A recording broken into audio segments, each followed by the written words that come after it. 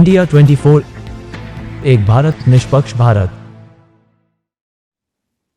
नमस्कार, आप देख रहे हैं इंडिया 24 में मुस्कान। इस वक्त मेरी मौजूदगी है वाराणसी स्थित सर सुंदरलाल हॉस्पिटल में, बीएचयू में। और इस वक्त मेरे साथ मौजूद हैं डॉक्टर ओम शंकर जी, जो कार्डियोलॉजिस्ट विभाग के स्पेशलिस्ट भी हैं। और आज हम इनसे बातचीत करेंगे कि ठंड के मौसम को देखते हुए, और जैसे कि आपको पता है कि दिल की जो बीमारियां हैं वो आजकल एक बड़ी समस्या बन चुकी हैं। ऐसे में हमें और लोगों को यह जानने की ज़रूरत है कि इससे बचने के लिए हमें क्या-क्या करना चाहिए, जिसके बारे में आज ओम शंकर जी हमें विस्तार से बताएँगे। सबसे पहले सर, आपका बहुत-बहुत स्वागत है हमारे चैनल में सर। धन्यवाद। सर, हम जानना चाहते हैं कि जो अभी ठंड भी बढ़ रही है, बुज़ुर्ग और बच्चों को क्या एहतियात रखना चाहिए और क्या-क्या सिम्पटम्स होते हैं जो दिल की बीमारियों को हो जाते हैं जैसे लोगों को? देखिए, सबसे पहले तो चाहे वो बीमार हो या ना हो, बच्चे और बूढ़े लगभग उनका शरीर जो है एक समान से बर्ताव करता है और ये लोग हुँ, ठंड से ज़्यादा दुष्प्रभावित होते हैं हुँ, और उनको कई बार शरीर का तापमान जो है, जैसे हमारे को नियंत्रित करने के लिए दिमाग में एक सेंटर होता है जो जी, पूरी तरह काम नहीं करते हैं, अविकसित होता है बचपन में और वृद्ध अवस्था में भी धीरे-धीरे ये काम करना कम कर देता है और उनको पता नहीं चलता है कि ठंड लग गई और हुँ, ठंड लग जाती है और ऐसे में अगर हम उनके तापमान को नियंत्रित ना करें, तो हृदय गति बहुत ज़्यादा कम हो जाती है और प्रॉपर केयर ना रहने से मृत्यु हो सकती है इसमें। तो ख़ास करके जो नवजात शिशु हैं, जो छोटे बच्चे हैं और जो वृद्ध हैं 75-80 साल से ज़्यादा के लोग हैं, जी, उनको ठंड में उनका जो जहाँ वो रहें, उसको गर्म करके रखा जाना चाहिए। जी, बहुत ज़्यादा तापमान भी ना हो और बहुत कम भी ना हो। यानी कि 40 डिग्री 35-40 डिग्री सेंटीग्रेड में उसको बना के रखना चाहिए। इसके बाद जो है, वो मरीज़ हैं चाहे एक हो सकते हैं कि नॉर्मल व्यक्ति है बीच के आयु के बाकी के और दूसरे लोग हो सकते हैं जिनको हृदय की बीमारी पहले से ही है। तो हुँ, पहले हम लोग उनकी बात करते हैं जिनको हृदय की बीमारी तो नहीं है, लेकिन वो सुबह उठ के उनको या तो पहले से शुगर है, ब्लड प्रेशर है जी, जी, या कोई हो सकता है कि रिस्क फैक्टर ना भी हो, लेकिन वो सुबह-सुबह हमारे भारतीय समाज में थोड़ा जो भगवान के प्रति आस्था, उसमें क्या करते हैं लोग सुबह उठ के नहाने की आदत हाँ, है उनको, जी, ठीक है? हुँ, और पूजा-पाठ करते हैं। अब होता क्या है कि जब ये लोग सुबह उठ के वो ठंडे पानी से स्नान करते हैं, तो अचानक से इनके जो खून की नलियाँ सिकुड़ जाती है दिमाग की और शरीर की और ब्लड प्रेशर अचानक से बढ़ता है और इस समय हृदयाघात होने का संभावना बढ़ जाता है। ख़ास करके तब जब उनको ब्लड प्रेशर, ब्लड शुगर इस तरह की कोई पहले से बीमारी हो, उस कंडीशन में। और उसके अलावा दूसरी जो बात होती है कि एक होता है कि नहीं मुझे सुबह उठ के रोज़ टहलना है। ऐसे भी बहुत लोग हैं हाँ, जो टहलते हैं और इस बात से अनभिज्ञ होते हैं कि सुबह इस कड़ाके की ठंड में टहलना फ़ायदे से ज़्यादा उनके लिए नुकसानदेह साबित हो सकता है। हुँ, लेकिन वो अपनी दिनचर्या को मेंटेन करना चाहते हैं ठंड के मौसम में भी। ये भी जानलेवा हो सकता है कई बार, क्योंकि जब आप ठंड में जाते हैं और आप प्रॉपर कपड़े नहीं पहने होते हैं, तो उस समय आपको ठंड लग सकती है, ब्लड प्रेशर बढ़ सकता है और हृदयाघात हो सकता है। प्रॉपर कपड़े का क्या मतलब है कि आपका कान, नाक, गला, सीना, हाथ और दस्ताने, सब कवर होना चाहिए। मोजे, जूते ठीक से आप पहने रखें और शरीर में कम से कम 4-5 लेयर में कपड़े पहने। वो मोटी हो इससे ज़्यादा ज़रूरी है, कई लेयर्स में होना चाहिए। लेयर्स का क्या होता है कि जब कपड़े आप कई तह के पहनते हैं, उस बीच में हवा फँस जाती है हुँ, हुँ, और हवा जो है ठंड के लिए यानी कोई भी तापमान के लिए बैड कंडक्टर कहते हैं। वो आपका दुष्प्रभाव आपके शरीर तक नहीं पहुँचने देता है। तो इसलिए कई लेयर्स में कपड़ा पहनना ज़्यादा ज़रूरी है। बशर्ते कि कितनी मोटी एक पहने। एक पहनने से कितनी भी मोटी पहने उससे ज़्यादा ज़रूरी है कई तह में, कई कपड़ों के लेयर्स में आप पहने, बाहर जाते हैं। और टहलना तभी चाहिए जब धूप निकल जाए हुँ, या ठंड कम हो। कम ठंड है तो आप टहल सकते हैं सुबह भी, लेकिन सुबह मतलब अंधेरे में नहीं, 7-8 बज गए तो या धूप निकल गया तो आप टहलें। ना निकले तो कुछ दिन नहीं टहलने से भी नुकसानदेह नहीं है, लेकिन ठंड में टहलने से जानलेवा हो सकता है। जी, तो इस चीज़ से परहेज़ करना है। अब दूसरे लोग वो हैं जो कि हृदय के पहले से बीमार हैं। ये तो अभी हमने उनके बारे में बात की, जी। जो हृदय के बीमार नहीं हैं, बच्चे हैं, वृद्ध हैं। वैसे लोग जो हृदय के बीमार पहले से हैं, उनमें ठंड की वजह से जो है मिलीमीटर ब्लड प्रेशर बढ़ जाता है और ब्लड प्रेशर बढ़ने से उनके शरीर के ऊपर और खून की धमनियाँ सिकुड़ जाती है। हुँ। तो इससे हृदय को कम खून का प्रवाह होता है और उस कम प्रवाह होने की वजह से उनका जो जैसे एंजाइना पेन है किसी को, चलने से सीने में दर्द पहले होती थी, तो ठंड में अगर चलेंगे तो और कम चलने पे ही हो जाएगी और उसमें उसकी फ्रीक्वेंसी बढ़ सकती है एंजाइना पेन की, कि बार-बार होगा वो और या लंबे समय तक बना रहे और फिर उनको अस्पताल में भर्ती होना सकता है या हार्ट अटैक उनको हो सकता है। तो इसलिए उनके लिए ठंड में बिल्कुल टहलना नहीं है सुबह उठ के, हुँ। धूप निकले तभी टहलना है जब तक ठंड भर है, ठंड चली जाए फिर टहलना है और तेज़ गति में ना टहले और खाना खा के नहीं टहले। सर जैसे जो नॉर्मल लोग भी होते हैं, हुँ, उनको अगर हार्ट इश्यू नहीं है, हुँ, फिर भी कभी-कभार होता है कि आने-जाने में ऊपर-नीचे सीढ़ी हुँ, वगैरह चढ़ने पे हुँ, उनको प्रॉब्लम होने लगती हुँ, है। तो क्या वो समस्या दिल का रोग कर सकती है? नहीं कर नहीं सकती है। जो आप आने-जाने के जब आप हुँ। तकलीफ़ की बात कर रहे हैं, तो वो देखने में भले हृदय का मरीज़ नहीं दिख रहा है, हुँ, लेकिन हुँ। अंदर से वो हृदय रोगी हो सकते हैं या हाँ। साँस के रोगी हो सकते हैं।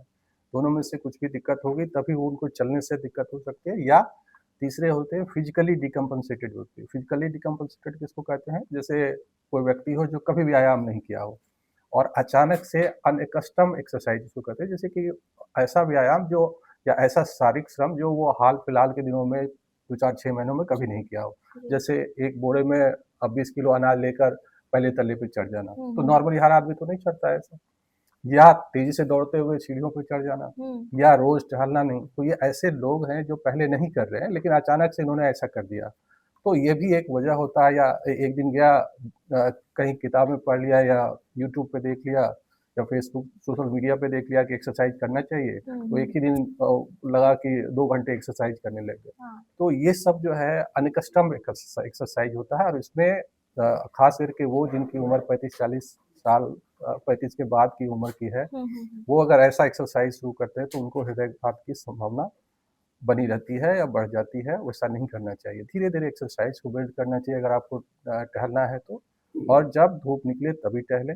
शुरुआत में आप 10-5 मिनट से शुरू करें और धीरे-धीरे इसको महीने, डेढ़ महीने पे जाते हुए 30 से 45 मिनट रोज़ टहलने की आदत बनाएँ।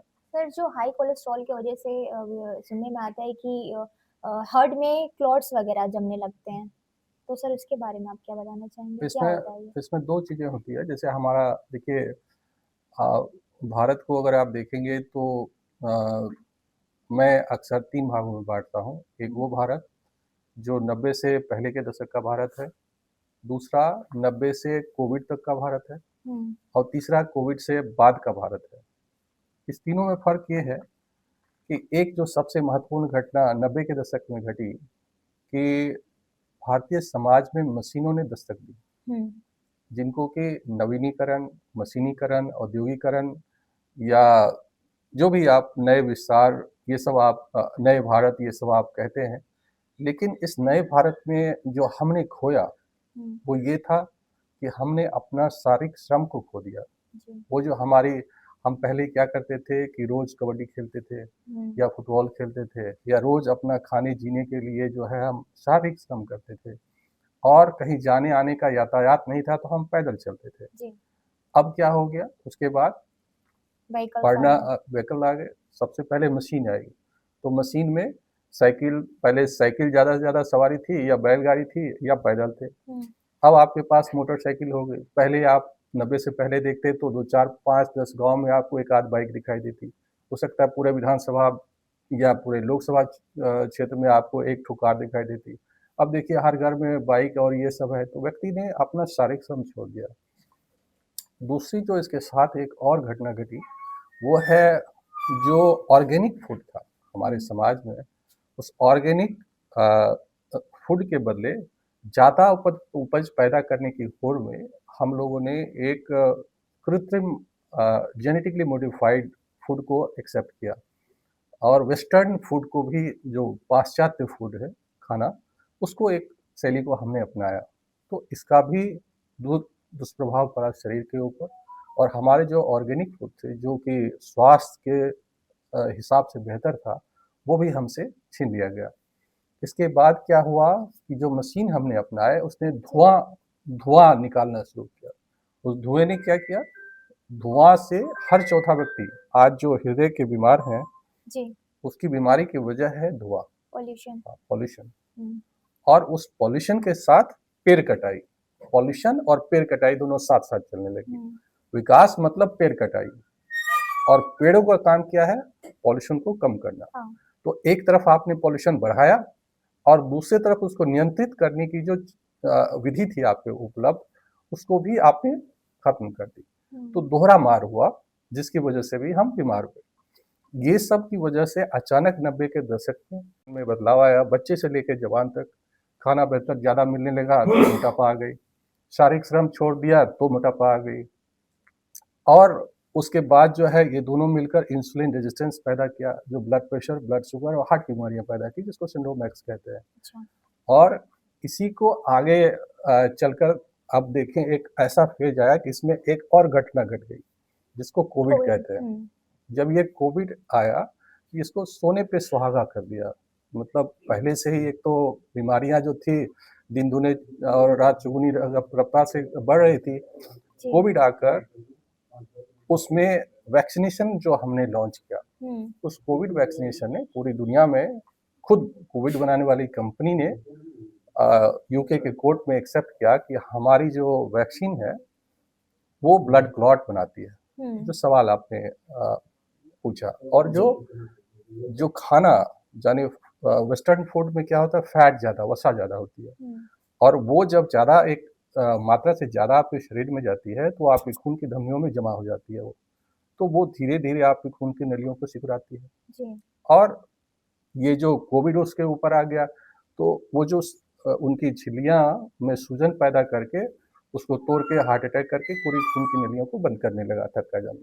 तो ये है पूरी कहानी। ये, हुँ, और इसीलिए जो है हम हार्ट की बीमारियों को बेतहाशा बढ़ते हुए और लोगों को चलते-फिरते, नाचते-गाते अचानक से मरते हुए देख रहे हैं। उसके यस, अलावा जो हृदय है उसमें भी सूजन और उसको भी कमज़ोर किया इस वैक्सीनेशन ने, हुँ, और उसकी वजह से भी हमारी हार्ट की धड़कनें अनियंत्रित हुई, और उससे भी लोग अचानक जहाँ ज़्यादा अनकस्टम एक्सरसाइज़ या नाच-गाना या ऐसी चीज़ें कर रहे हैं जो वो रोज़ नहीं करते, अचानक से उनकी मृत्यु हो जाती है, देखते-देखते। सर जैसे कि इससे बचने के लिए सर फूड्स क्या खाना चाहिए? क्या आहार लेना चाहिए कि इससे बचा जा सके? जो मैंने आपको पहले कहा, जो हम पहले थे, अच्छा, फिर चूहिया की चूहिया।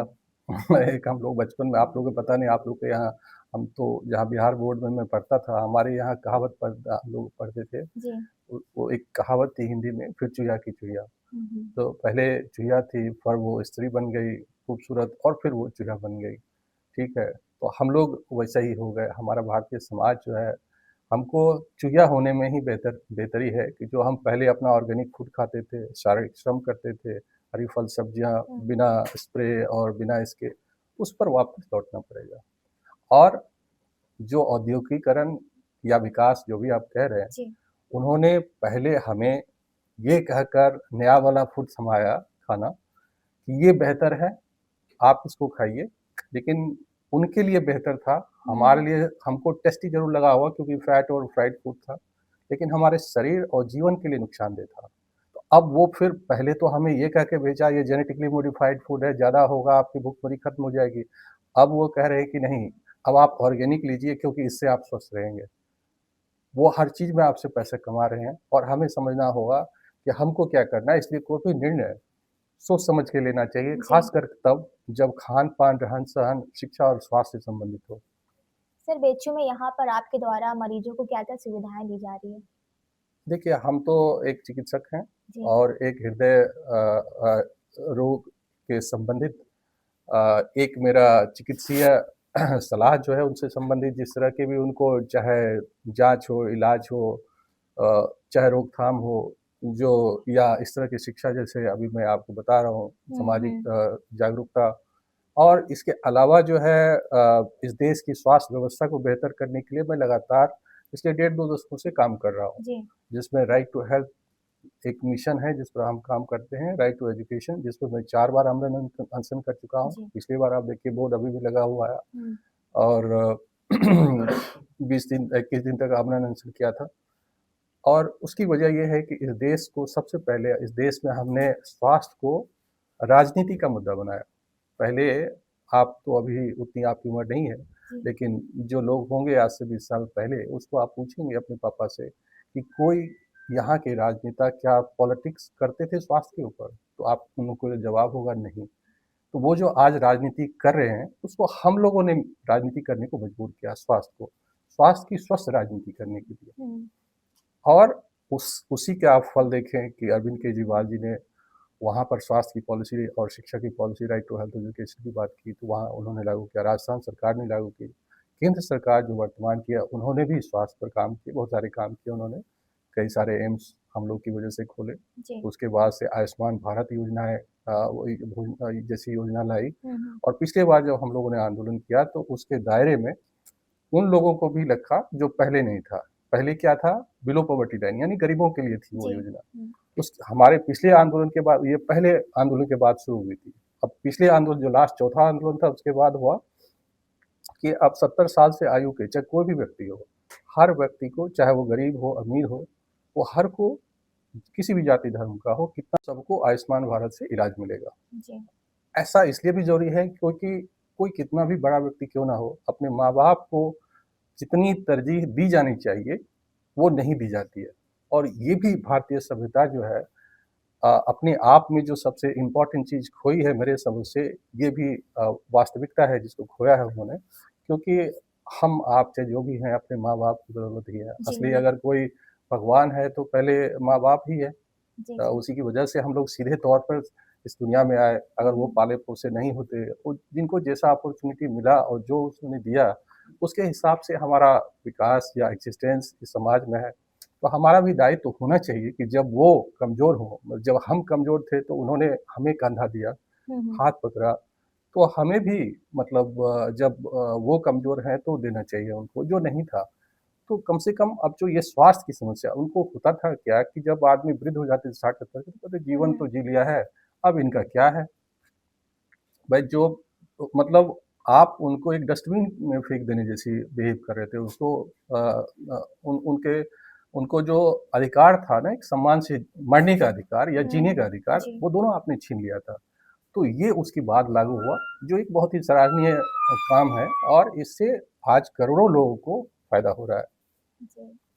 तो हमारी बातचीत हुई है डॉक्टर ओम शंकर जी से जिन्होंने हमें हृदय रोग के बारे में बताया कि उसके क्या लक्षण होते हैं, उसके क्या बचाव हैं और जो बुजुर्ग हैं और बच्चे हैं, वो किस तरह से अपने आप को कवर करके रहें इस ठंडी के मौसम में मोटे कपड़े पहने और जो सुबह उठ के हम लोग जल्दी नहा लेते हैं और बहुत सारे लोगों की जो आदत होती है बाहर वॉक करने की, उससे बचें और जब धूप निकले तभी हम बाहर व्यायाम कर सकते हैं, टहलने जा सकते हैं, नहा सकते हैं। तो इस तरह की चीज़ें हमें ओम शंकर जी ने बताया है। तो वाराणसी से मैं मुस्कान मलिक न्यूज़ 24 के साथ, नमस्कार। है दूरदर्शी विचार। आज ही पढ़ें दूरदर्शी विचार वाराणसी से प्रकाशित सच के साथ